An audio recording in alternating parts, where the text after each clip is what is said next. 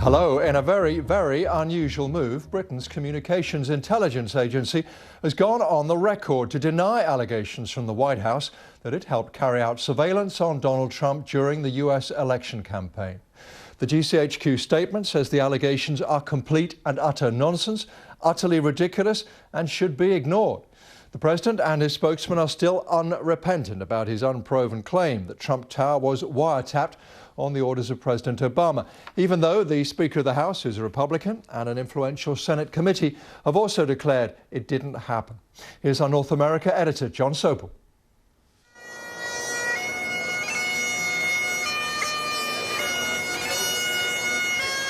St. Patrick's Day is being celebrated in Washington, but Donald Trump doesn't seem to be enjoying the luck of the Irish as his problems pile up. Remember his claim in a series of tweets that Barack Obama had tapped his phone and that his predecessor was sick and bad. Well, last night, the president gave an interview in which he stood by the claim. Wiretap covers a lot of different things. I think you're going to find some very interesting items coming to the forefront over the next 2 weeks. But today, the Senate Intelligence Committee flatly contradicted him. Based on the information available to us, we see no indications that Trump Tower was the subject of surveillance by any element of the United States government, either before or after Election Day 2016.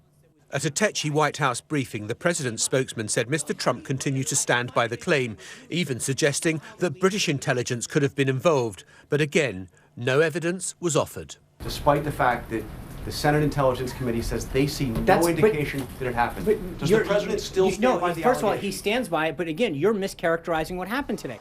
And there may be similar battles to come over the president's budget, which was unveiled today. It proposes a big boost to spending for the armed forces and border security, but major cuts to overseas aid and the environment. And the Democrats say domestic programs which help the most vulnerable. It throws billions of dollars at defense while ransacking America's investment in jobs, education, innovation, clean energy, and life-saving medical research. It will leave our nation weakened. No one can accuse Donald Trump of not being true to his election promises, but turning an easy campaign pledge into something more concrete is turning out to be extremely difficult.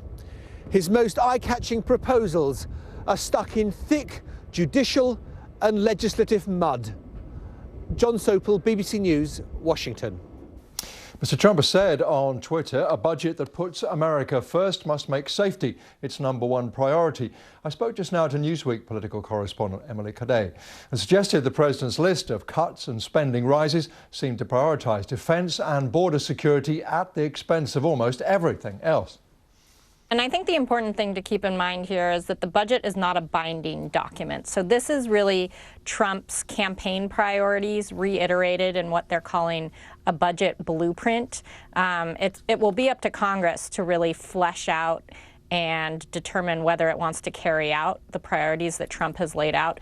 But certainly you see the same things laid out in numbers that he talked about on the campaign trail, which is America first, strong on defense, taking the U.S. out of foreign entanglements, reducing foreign aid, and attacking environmental regulations and a lot of other domestic programs that he sees as a waste of resources.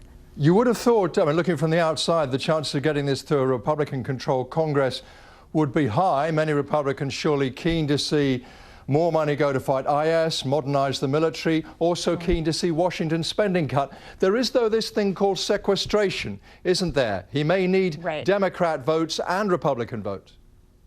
Right. In the Senate, they certainly need both to pass even just a basic spending bill. But of course, the sequestration would have to be repealed to break through the spending caps that it set, which is what Trump is trying to do with this budget proposal.